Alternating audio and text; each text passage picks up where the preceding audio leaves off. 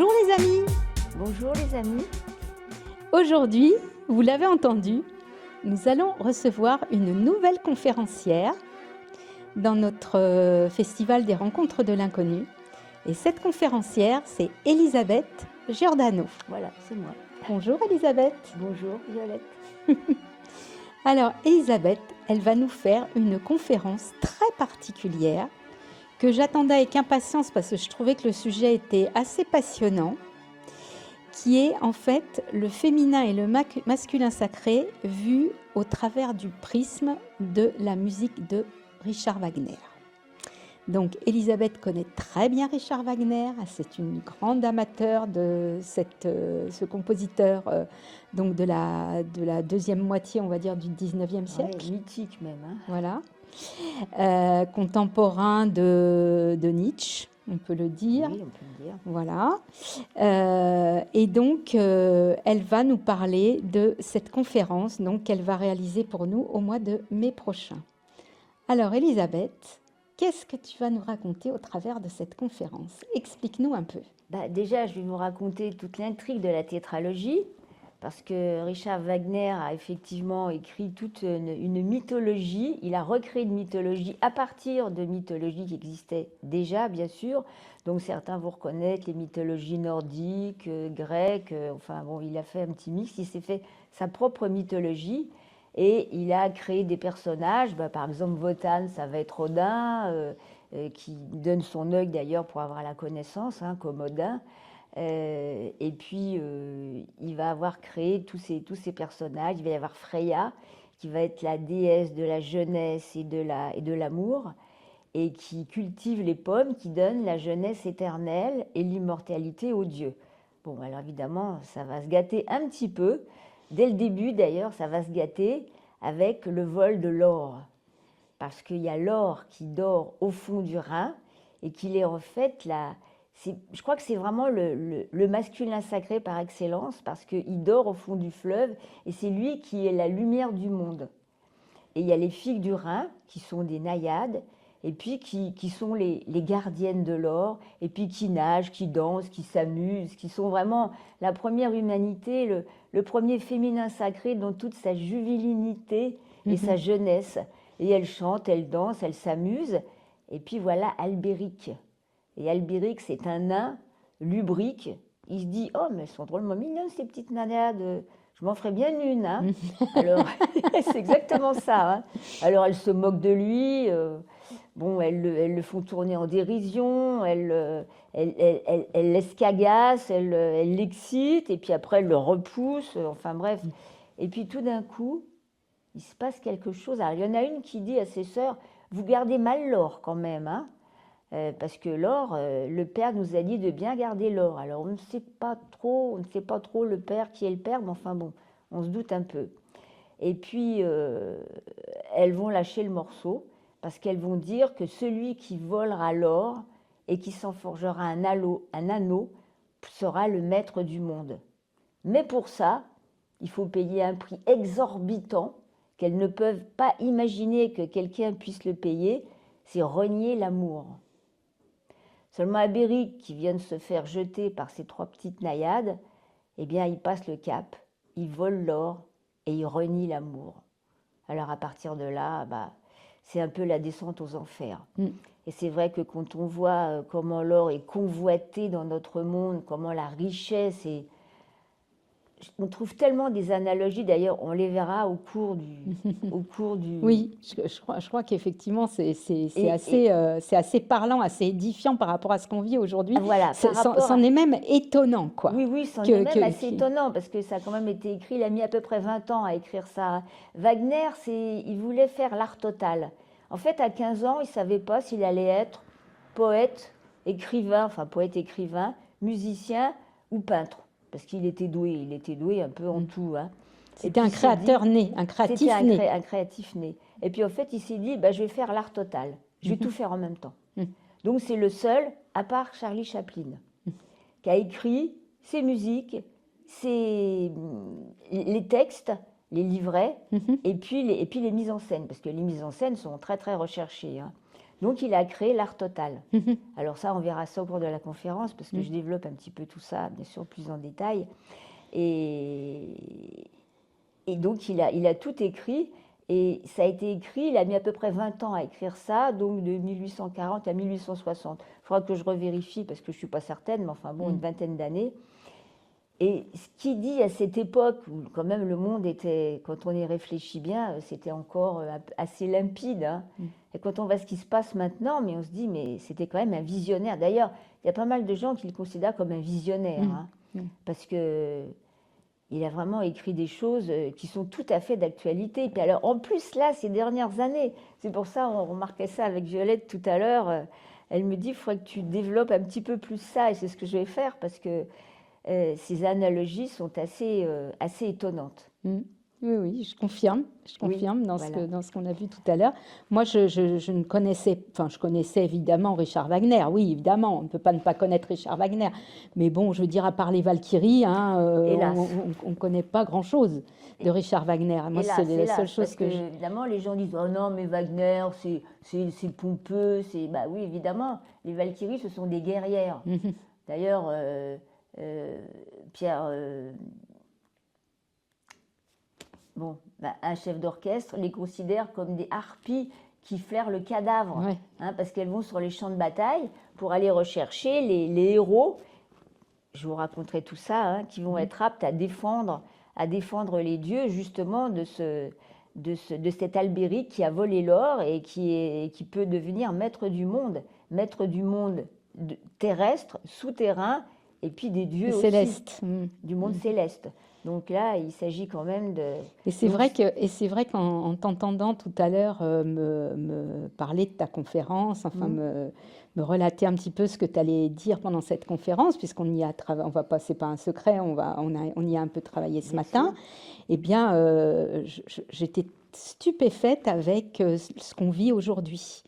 Parce que il y a vraiment des choses, on se dit, mais c'est pas croyable, quoi. Et là, on a les symboliques. Ah ben oui, on a tout. On a tout. On a les symboliques, il y a des personnages sur lesquels on pourrait presque mettre des noms contemporains. Ah oui, complètement, oui. Tellement c'est... Oui, et surtout maintenant, là, à l'aune de ce qui se passe à l'heure actuelle, là, c'est vraiment, c'est assez étonnant. Donc c'est vrai que je t'ai encouragé effectivement à développer justement ces analogies, voilà, en gardant bien à l'esprit, selon la formule consacrée, que toute ressemblance ne peut être que fortuite. De toute façon, c'est ce qu'a écrit Richard Wagner il y a bientôt 150 ans, donc on ne peut pas dire que c'était du fact-checking. Hein.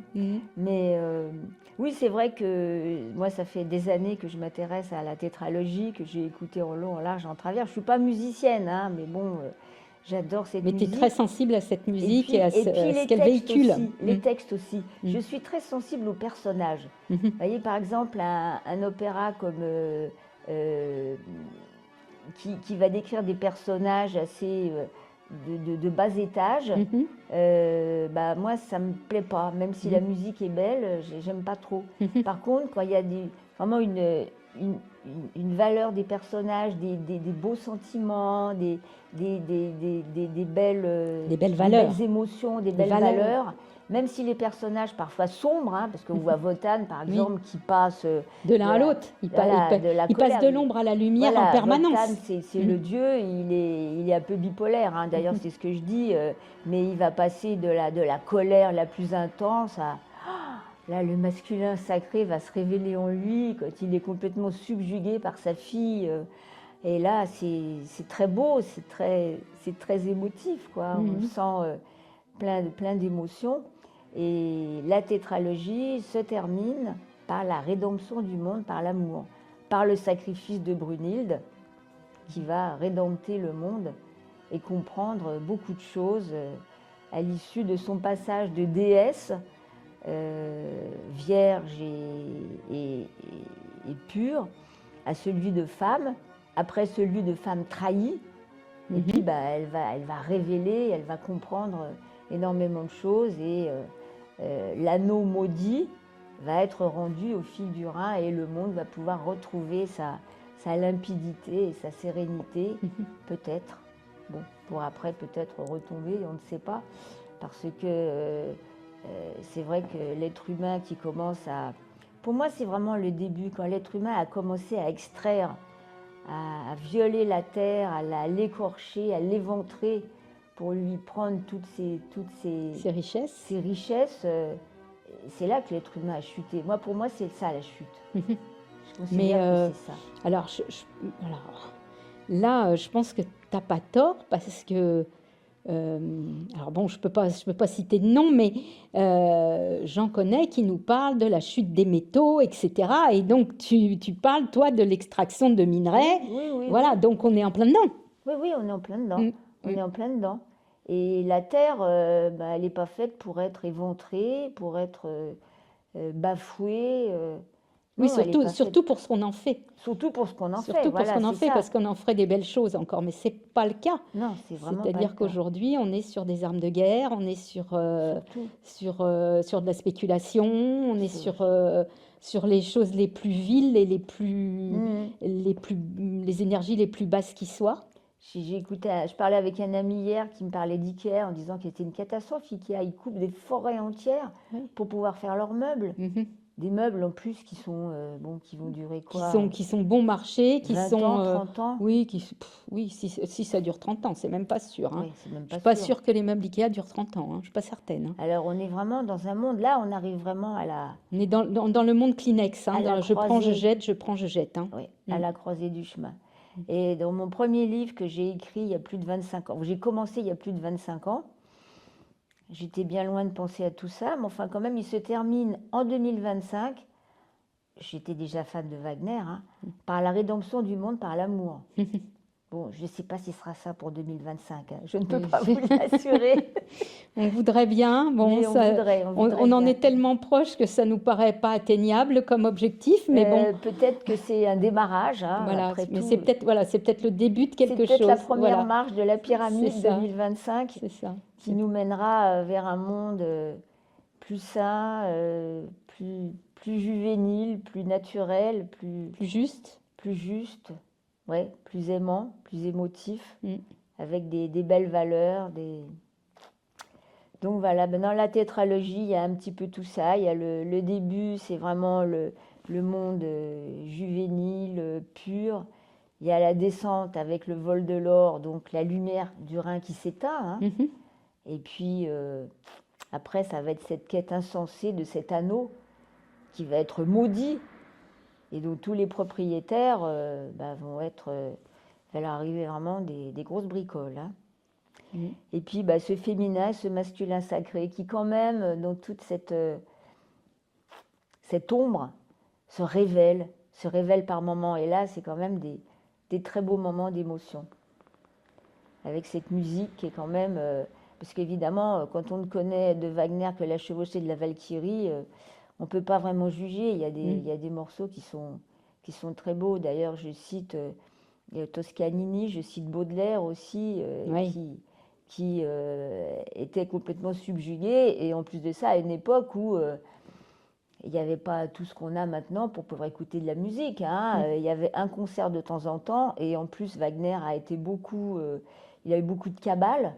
Parce qu'évidemment, comme il innovait les choses, il faisait des choses complètement nouvelles, évidemment, la vieille garde se rebellait et se révoltait. Et il y avait Baudelaire qui disait qu'il avait découvert, en plus, il avait entendu tellement de mal de Wagner qu'il y est allé quand même.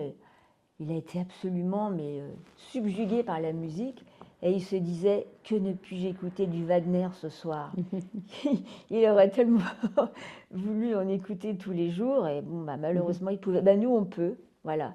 Alors, j'espère que ça donnera peut-être l'envie à des gens de découvrir un petit peu plus Wagner. Et puis, la beauté de cette musique, de ces textes, de ces personnages qui, même dans leur misère humaine et même leur misère des dieux, parce qu'on voit que Wotan, il est complètement pris il se prend dans ses propres pièges et il a voulu dominer le monde. Il a signé des pactes, Voilà, magiques voilà. et maléfiques et qui ont enfermé le monde C'est surtout ces lois il a gravé les lois dans une branche du frêne du monde. Et à la suite de cette blessure, le frêne a dépéri. D'ailleurs, les Nornes, qui sont celles qui tissent les fils de la destinée sous la pensée de leur mère Erda, qui est la déesse de la terre, et qui est vraiment, là, c'est le masculin sacré suprême. Erda, c'est celle qui pense, là où son souffle passe, l'on pense. C'est le personnage, un petit peu le personnage clé. On ne la voit pas beaucoup dans la tétralogie, mais c'est un personnage immense, quoi. Et Erda, oui, c'est le féminin sacré par excellence. Et ses filles, les Nornes, tissent les fils de la destinée des hommes. Donc ce qu'elles rêvent la nuit, ses filles le tissent dans la journée. D'accord. Et c'est elles qui mènent le monde. Mais alors malheureusement, le fil casse. Et là, c'est la débandade. Ouais. La débandade, c'est le crépuscule des dieux, c'est le dernier opéra, mais qui se termine par la rédemption du monde, par l'amour, par le sacrifice de Brunhilde. Bon, bah écoute, on a hâte de voir ça parce que c'est vrai que c'est... Enfin, moi, ce matin, ça m'a passionné ce que j'ai fait avec toi. J'ai adoré. Et donc, je pense que ça plaira aussi à nos festivaliers. En tout cas, je l'espère. Je vais encore remanier un petit peu pour rendre ça un petit peu plus compréhensible. Parce que, un peu plus, oui, voilà. Bon, il faut dire, il y a 16 heures de musique, il y a énormément de textes. Alors, j'ai déjà résumé. Il faut encore que je résume un petit peu le résumé. Encore un petit peu, oui, je crois. Encore. Mais bon, message. Mais pour pouvoir faire d'autres parallèles, c'est-à-dire pour te laisser le temps d'effectivement de mettre en relief ce qui se passe de nos jours, et puis pour peut-être aussi faire référence à un autre type de mythologie où on retrouve en fait des choses. Moi, à chaque fois quand tu me citais un nom, parce que moi la mythologie scandinave, je la connais pas tellement, enfin scandinave ou germanique, je la connais pas tellement. Je suis pas une spécialiste de ça, mais je connais relativement bien la mythologie grecque et romaine, et vu ce que tu me racontais, je dis ça correspond à machin, ça correspond, celle-là c'est Athéna, ça c'est l'Énéade, ça c'est voilà, celle-là c'est Cérès.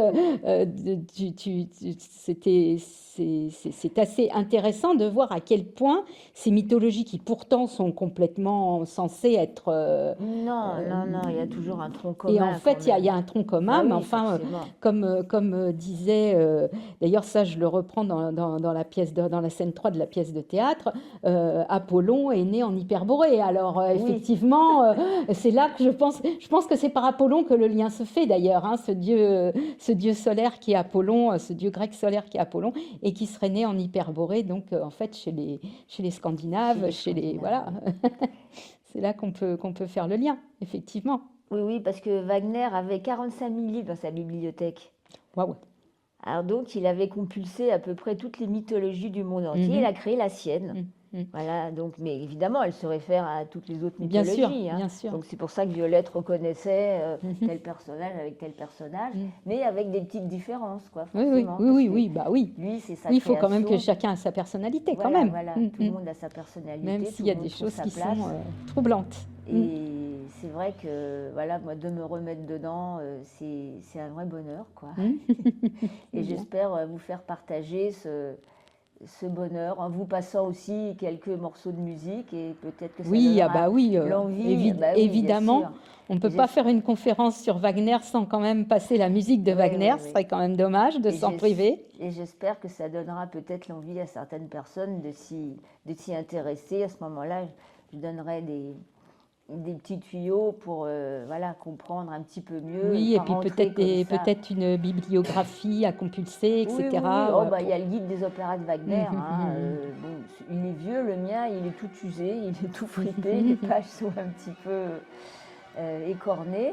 Il y a plein de trucs soulignés dedans, parce que moi, ça fait des années en fait, que je rêve de faire cette conférence. Et alors là, quand Violette m'a dit que c'était le féminin, le masculin sacré, j'ai dit ah ouais, mais moi dans Richard Wagner, je sais de quoi parler, et les textes que je vais vous lire, d'ailleurs, ils étaient déjà cités, quoi. Je les avais déjà surlignés.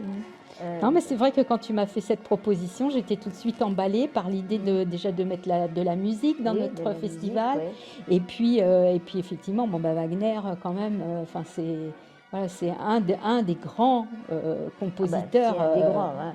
La musique après lui n'a pas, c'est comme Bach, hein. La Mm, musique avant et après mm, a été différente. Et mm, là, avant et après Wagner, ça, mm. c'est plus la même musique, quoi.